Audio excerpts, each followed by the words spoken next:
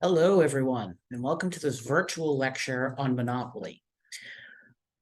The past 2 weeks, we have been discussing a competitive market. That is a market that has a lot of buyers and sellers, a lot of potential sellers, and the effects that such a market brings about. That was one end of that competition spectrum that we talked about. Now we're going to the opposite end, a world without any competition per se, where we have a monopoly. A monopoly is a situation where there is just one firm that exists in a market. Mono means one, poly means seller. So this scenario arises a lot in pharmaceuticals. So for example, since 1981, AIDS has killed more than 36 million people in the world. We have developed a number of drugs to combat AIDS, such as Combivir. I think I'm saying that right. But the pill only costs 50 cents to make, but in the United States, it sells for more than 25 times its cost at $12.50. The marginal cost, in other words, is 50 cents per pill, but the price is so much higher at $12.50.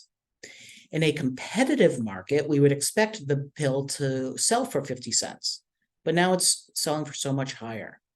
The reason why is the firm that sells this has market power. Market power is the ability to raise price above marginal cost without the fear that other firms will enter the market.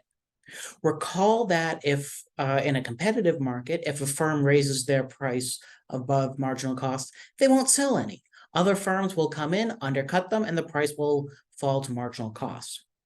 With a monopoly, they have market power. They can raise their price above marginal cost. Market power is sometimes misunderstood because the term power sometimes takes on a more political sense of the term, where it's the ability to compel. Monopolies do not have the ability to compel you to purchase their product, simply that they can raise the price above marginal cost. The only monopoly that has the power to compel, at least the legal power to compel, is a government. A government is usually defined in political science as the legitimate use of force.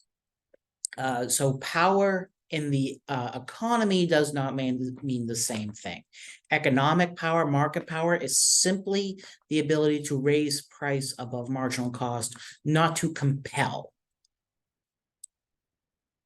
So GlaxoSmithKline is the pharmaceutical company that owns the patent on Combivir. A patent is a legal exclusive right to make, use, or sell a product. If you were to invent something, you can apply for a patent from the US federal government, and that gives you the sole exclusive right to make, use, or sell that product. So consequently, patents prevent competition. As long as GSK's patent is active, other pharmaceutical companies like Pfizer cannot produce a similar drug. They have to wait for the patent to expire, which could be anywhere from 20 to 50 years, depending on the patent, and then they can start making generic drugs. This patent gives GSK market power. They can increase their price without fear of other competitors stepping in. Why? Because the federal government actually forbids it. However, in other countries, they don't recognize that patent. In India, they do not recognize GSK's patent. So India allows other companies to produce generic versions of the drug, which sells for 50 cents, approximately the marginal cost. To understand the monopoly and the functions of a monopoly, let me remind you of some of our key definitions, particularly marginal revenue and marginal cost. Marginal revenue is the change in total revenue from selling one additional unit. In a competitive market, since the amount the firm produces did not influence the price at all, their marginal revenue equaled the price. Marginal cost is the change in total cost from selling one additional unit.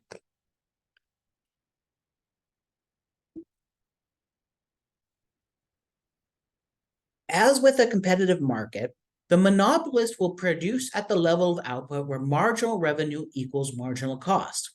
That is, by definition, where profit will be maximized. What differentiates the competitive market from the monopolist is the monopolist, in order to sell more of the good, must lower their price. Demand curves slope downwards, after all.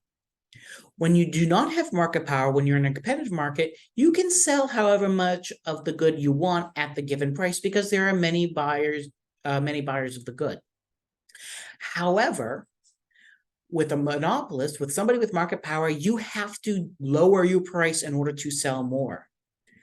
Consequently, marginal revenue is going to be downward sloping, just like the demand curve, Any additional revenue must come from a lowered price. So, for example, let's say we have this little monopolist here. At a price of $18 per unit, they can only sell one unit. Therefore, their total revenue, price times quantity, is 18. If they want to sell more of the good, they have to lower their price. That is what the demand curve tells us. If they want to sell more, this firm has to lower their price to, say, $16. At $18, only one person is willing and able to buy. At $16, two people are willing and able to buy. The quantity goes up to 2 as the price goes down. Total revenue increases to 32 units. Thus, our change in total revenue increases from $18 to $32, an increase in $14. If we want to sell one more unit, we decrease our price by 2 to $14. We can now sell 3 units. Our total revenue, price times quantity, rises to $42. That is a marginal revenue increase of $10. Note that the marginal revenue has increased, that the revenue has increased, but by a lower amount. The first was by 14, now 10. We increase our price or decrease our price again.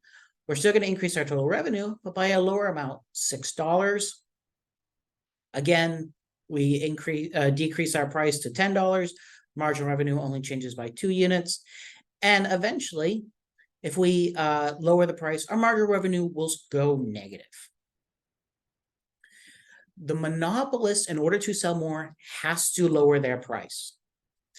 In some cases, lowering the price, they might be able to make up the difference in quantity. Sure, you're getting less dollars per unit, but you're selling more units, your total revenue will increase.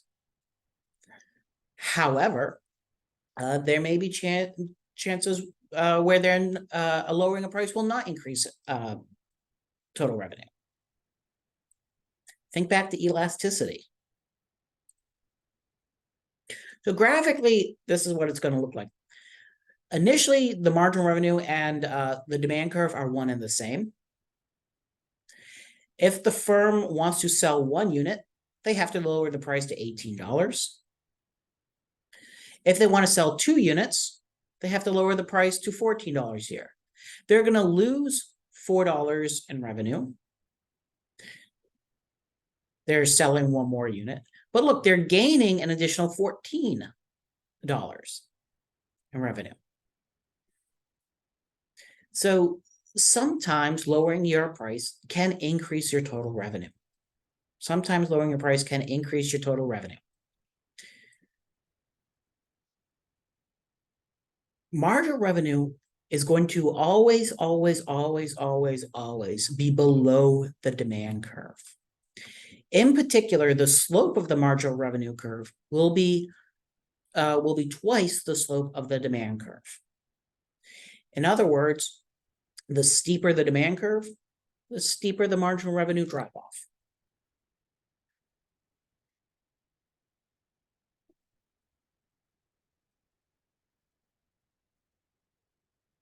The monopolist is going to maximize his profit in a similar way to the perfectly competitive market, but not identical.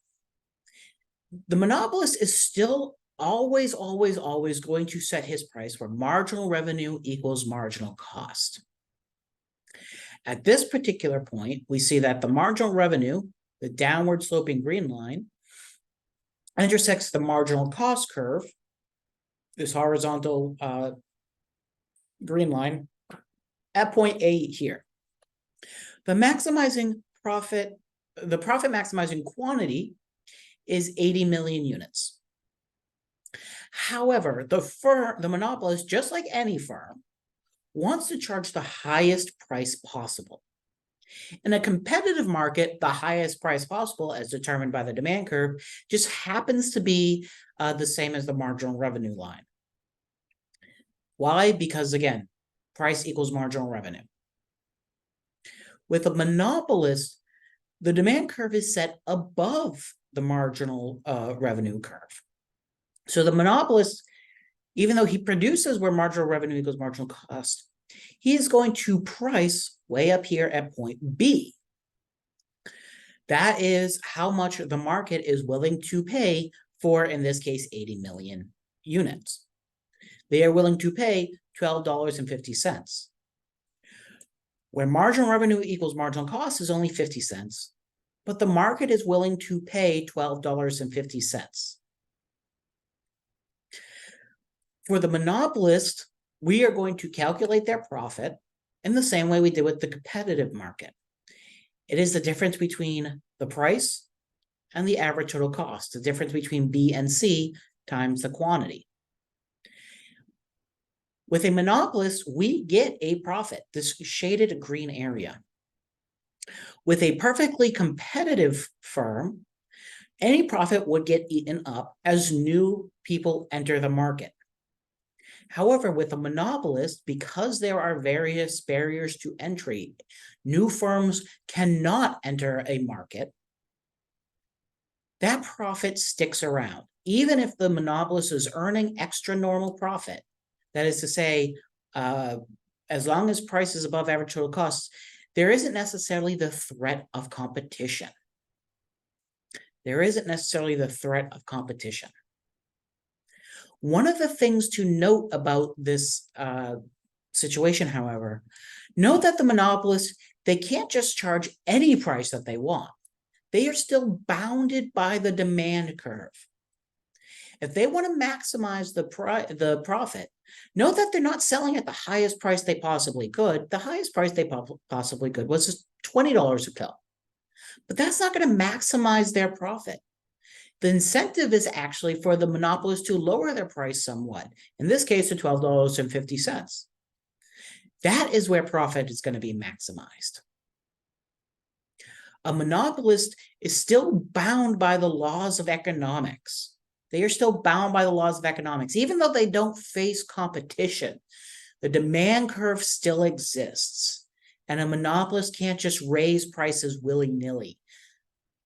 At least not if they want to maximize their profits. As long as they are profit maximizing, they will obey the demand curve and they will produce where marginal revenue equals marginal cost and charge the highest price that they can, not the highest possible price. They will charge the price as determined by the demand curve.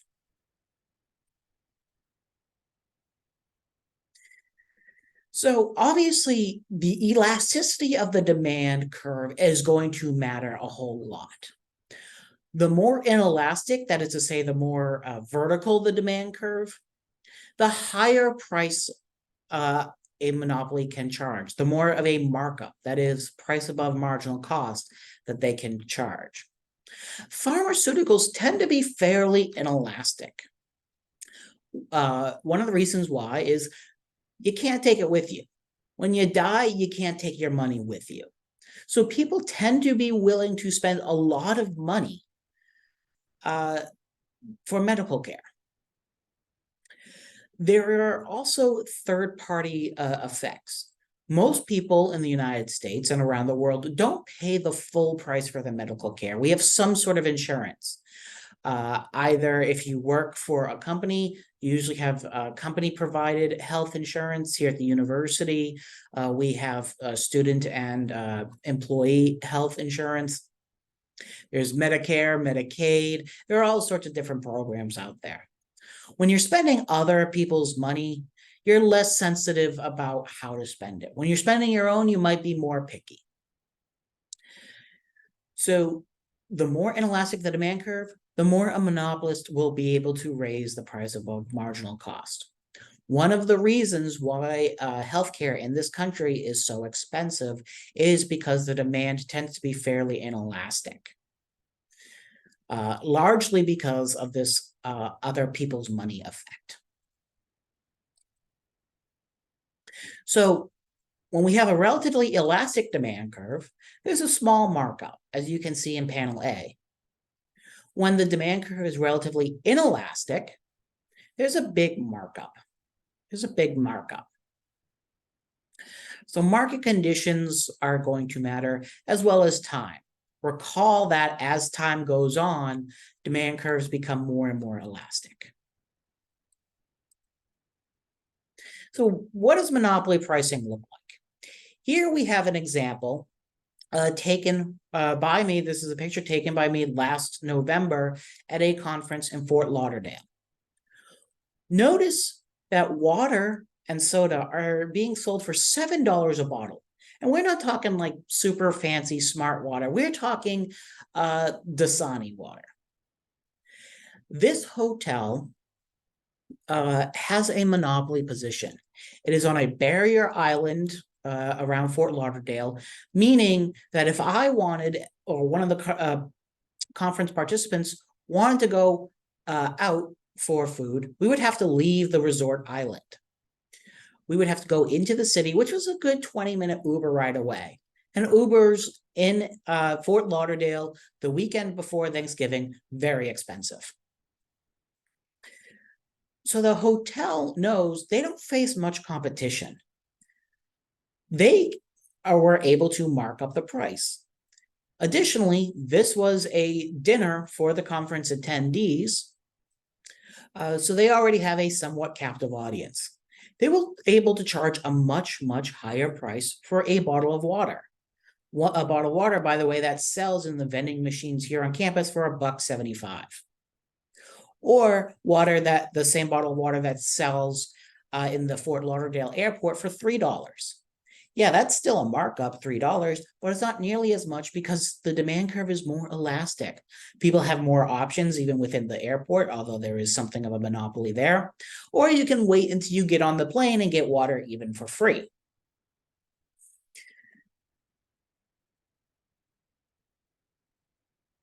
So monopolies tend to charge a higher price and produce fewer units than in a competitive market. Consequently, monopolies reduce the total surplus in the industry. There is a deadweight loss. Sales that could occur but don't because the monopoly price is above the competitive price. Monopolies, we say, tend to be inefficient. Graphically, it's going to look like this. On the left-hand panel, panel A, we have a competitive market where price is going to equal marginal cost, which is going to equal supply. Consumer surplus is this shaded triangle. We have no deadweight loss. In a monopoly, consumer surplus gets shrunk because price is above marginal cost. Some of that gets transferred to monopoly in terms of profit, but some of it just disappears through the inefficiency of the monopolist. Deadweight loss. Monopolies also can lead to corruption and inefficiency. Many monopolies in the world, including in the United States, but particularly in the third world and developing countries, tend to result from government corruption. For example, the Indonesian government, the president, gave his son a monopoly in cloves. Cloves are a spice that are primarily just produced in Indonesia. So the president's son was able to get control of a large and lucrative monopoly. He was able to charge a high price and consequently use those monopoly profits to buy the Lamborghini company. Clear case of Nepo baby, nepotism. Further, monopolies can be especially harmful if they control a good that is used to produce other goods. Such as in Algeria, army generals were given control of various inputs, wheat, tires, things like that, which allowed the generals to control the economic pie and consequently the political pie. In the 1700s, the British East India Company was given a substantial monopoly in the trade of spices, and they used that to leverage all sorts of terrible crimes, such as slavery. They used that monopoly power to basically subjugate the Indian government. So monopolies over controlled resources that are protected can lead to a lot of corruption and a lot of problems.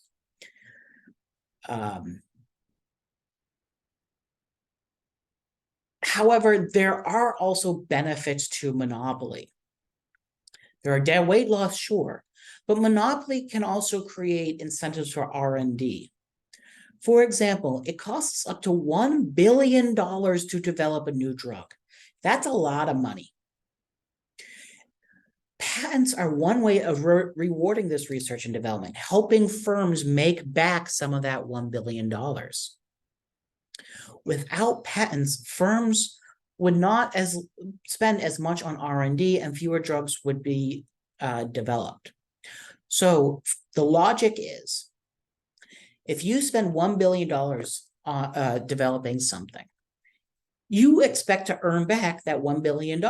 Marginal revenue equals marginal cost. However, in a perfectly competitive market, as soon as a new product comes to the market, everybody will be able to copy it. And the expected profits are zero. Well, nobody's going to spend $1 billion for an expected return of zero. You're down $1 billion. So no firms are incentivized to create innovation, to develop new products. Patents are a way around that. Like, okay, we're going to give you an exclusive right for 10 years, 20 years, whatever it may be, to produce this drug. And in theory, that monopoly profit, even though it may carry with it some deadweight loss, it's better than having no new products come to market. It's better than having no new products come to market. So we just kind of deal with the evil. Now, one of the things to note, there is evidence that this using patents to foster research works. Most of the new drugs in the world are created and developed in the United States, not in Europe, not in Canada, not in the third world, not even in China or places like that, but in the United States. During COVID, the drug companies were promised certain protections if they develop a vaccine for COVID. And the United States, we were able to create vaccines very, very quickly. The United States, because of these patent protections, is the world leader in the development of medical technology. The price we pay, yes, is a monopoly and all the problems that come with that. But the alternative is not a perfectly competitive market, but no market at all. Now, there are all sorts of different issues that can arise from that. Like, all right, let's take that argument.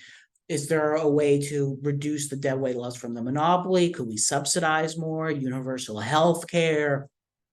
All sorts of different issues like that. That is a very legitimate conversation. Unfortunately, it is a conversation for another time.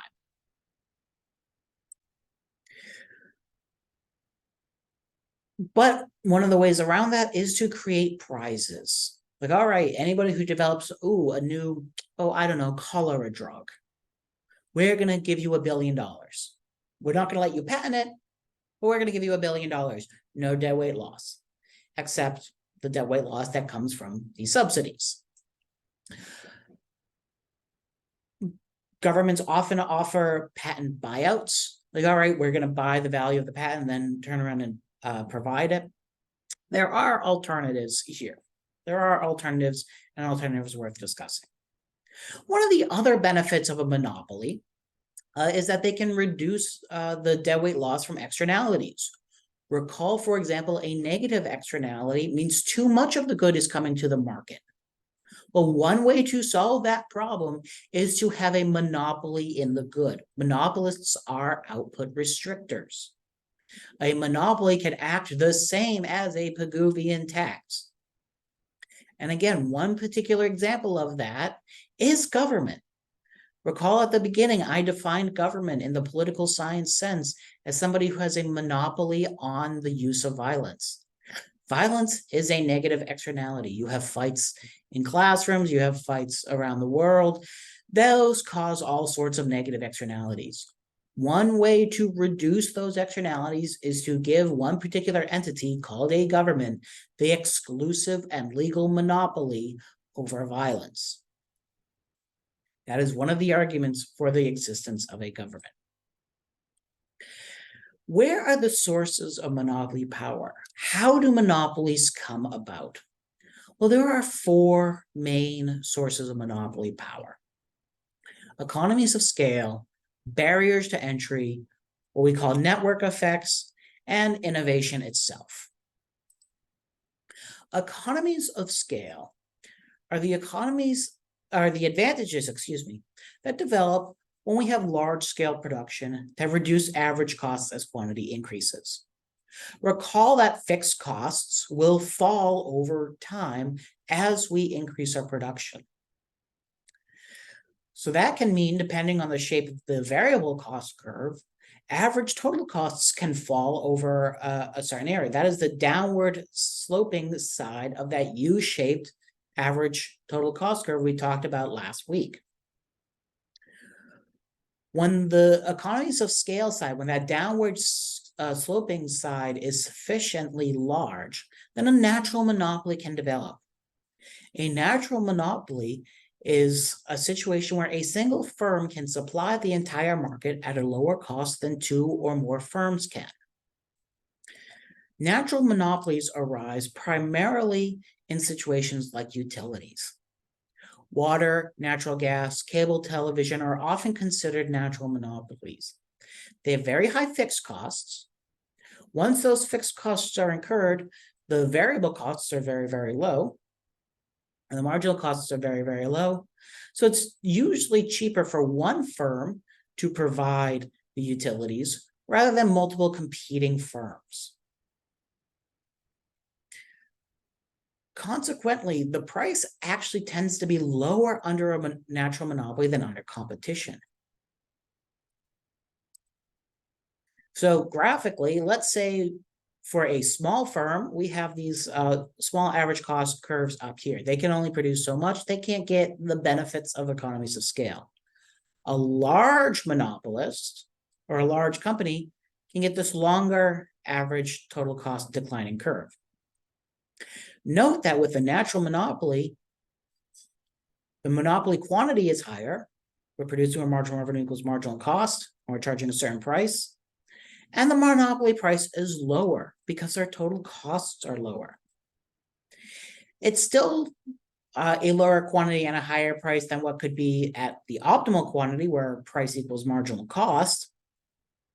But compared to a competitive market, the monopolist actually is a step up. It is an improvement. Monopolies are not inherently evil. Barriers to entry are another way that monopolists come about. A barrier to entry is anything that increases the cost of new firms entering an industry. It can be things artificially imposed, like licensing regulations, um, startup fees, taxes, things like that. Or it can be naturally imposed, like geography.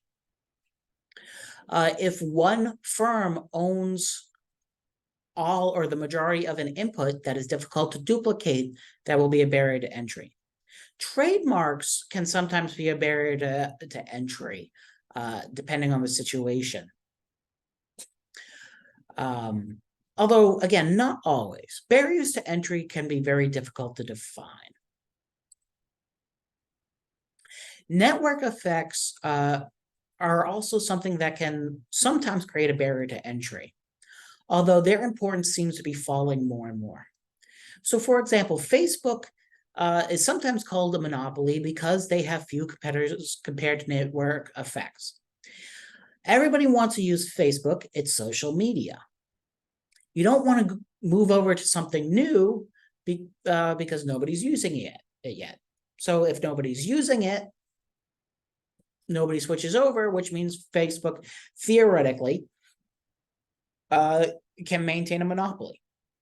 Again, I say theoretically because instances of network effects are often invoked, but then they seem to collapse very, very quickly.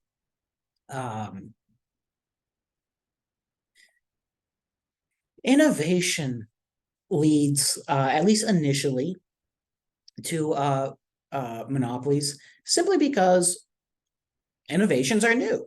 That's the whole point. When something new comes about, other firms can't instantly duplicate it.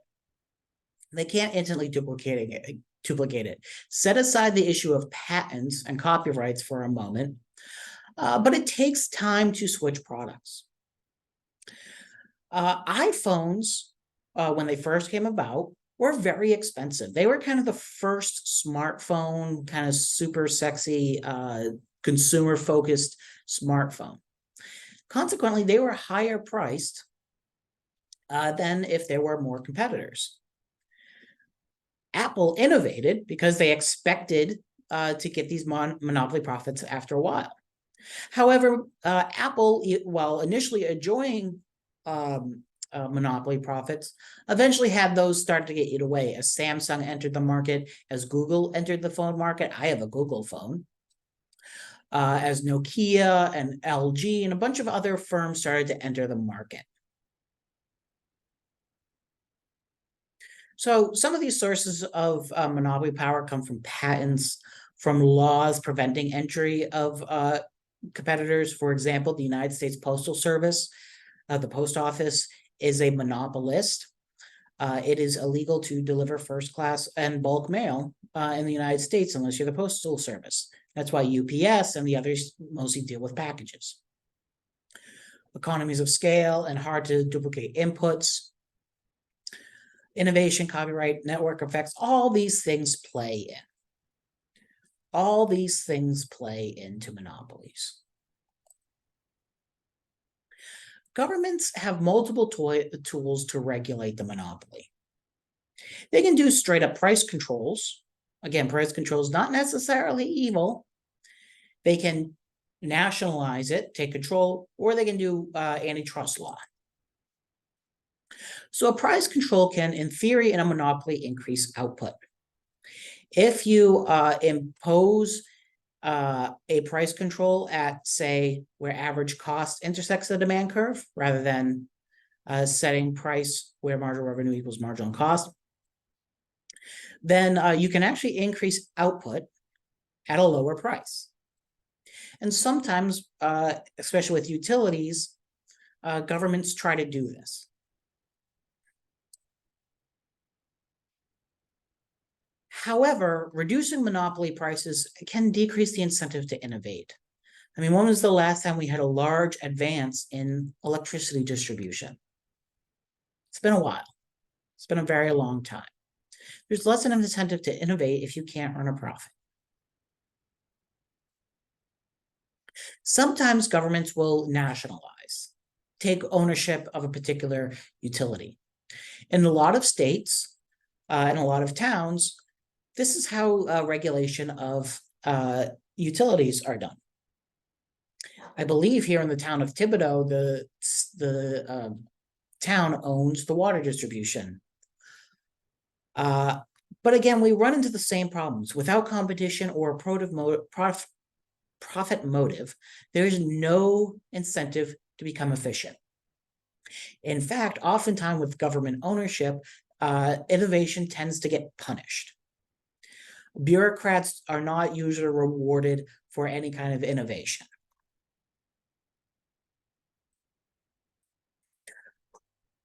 The big one here in the United States are antitrust laws. Antitrust laws are designed to break up harmful monopolies. Most of the authority in the United States for antitrust comes from the Sherman Antitrust Act of 1890 and the Clayton Antitrust Act of 1914. These laws give the federal government legal authority to prosecute monopolies or firms' attempts to monopolize in a harmful manner. The federal government has the authority to break up a monopoly into smaller companies. They can prohibit a merger, and they can prevent acts that reduce competition, even if the firm is not necessarily a monopoly. So, for example, the FTC, Federal Trade Commission, who is in charge of antitrust laws, currently going after Amazon. Amazon, they admit, is not a monopoly. Actually, part of the complaint they recently filed implicitly argues that Amazon faces rather staunch competition. However, part of the complaint is that they punish people who use this platform for selling if Amazon discovers that they're selling their product at lower prices elsewhere. They'll delist them, they'll push them further down in search results, things like that. The FTC is arguing that is an act by Amazon to reduce competition. So, antitrust law gives the government the ability to regulate mergers. Mergers are when two companies become one. Mergers can lead to efficiencies of scale, but they can also lead to more market power. So authorities, at least in theory, try to balance these gains in terms of lower average costs from an efficiency of scale with higher prices. Now, governments regulate, but the important thing is that monopolies are not perpetual. Monopolies are not perpetual. The thing is, the wheel of time is constantly turning. Ages come and pass, leaving memories that become legend. Legends fade to myth, and even myth is long forgotten when the age that gave it birth comes again. We are in a new age, the information age. Past ages were dominated by monopolies like Standard Oil, like the Carnegie Steel companies, like Vanderbilt and all that. They have since become myths, even legends, and even then starting to fade away. The myths of robber barons and things like that. More recently, other monopolies that seem to dominate have faded away. Blockbuster controlled the video rental market until Netflix destroyed it. MySpace, everybody said, was the monopoly. Network effects meant nobody was going to move away from MySpace. Then Facebook came along. Every business person had a BlackBerry. They were great for sending messages and things like that. You could do email, you could do anything you want from them. But BlackBerry is dead and buried. Apple, Nokia, Google, Samsung, they now control the smartphone market. Sears had a massive empire of retail sales. It used to be that every Christmas people would get the Sears catalog in the mail and kids would go through, circle what they would want. Sears is gone, replaced by Walmart. And Walmart's even dying, replaced by Amazon. Amazon is getting competition from all other places. In this information age, some of the monopolies that seem powerful, that seem invincible, no longer exist. Before you guys were born, I saw things you would not believe, monopolies you wouldn't believe. Gopher, Netscape, LiveJournal, the first browser wars, searching for pages on Alta Vista, trying to uninstall Real Player. All of these monopolies are lost in time, like tears in the rain. Part of this week's assignment is the reading of the poem Ozymandias. In Ozymandias, there's a story of a traveler. He comes across a decayed statue of Ramses II, known to the Greeks as Ozymandias. Ramses was one of the most powerful, if not the most powerful, Egyptian pharaoh.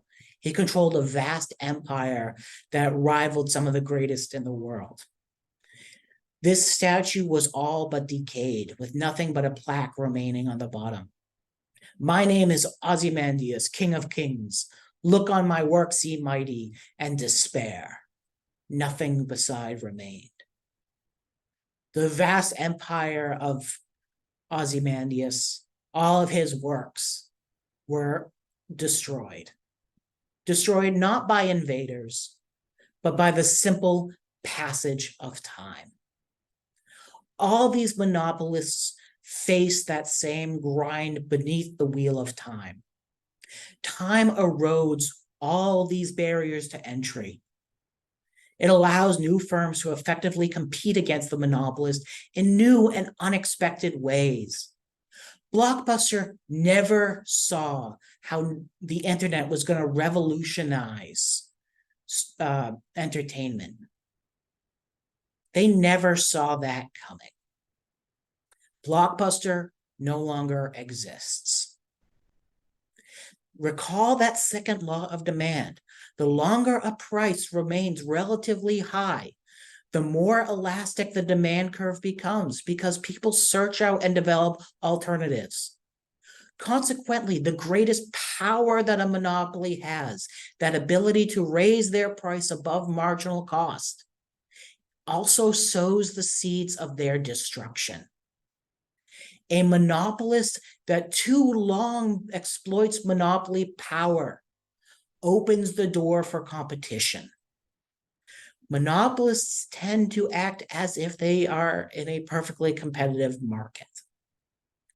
They tend to act as if they're in a perfectly competitive market, afraid to raise their prices too high, even if they have monopoly power, because they open that door. They sow the seeds of their own destruction. So the big takeaway here is for the monopolist, they can charge a price above marginal cost. They tend to charge a higher price than competitive firms and at least initially create a deadweight loss. The more inelastic the demand, the larger the markup that they can charge.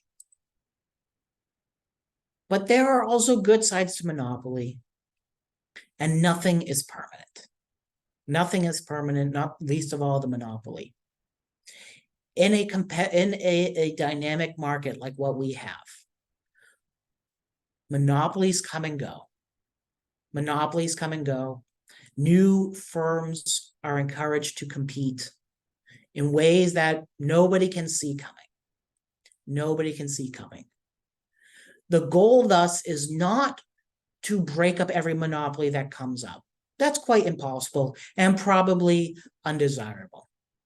The goal, rather, is to have a system that fosters competition rather than one that maintains the status quo. Creative destruction, what we were talking about earlier, comes about no matter what.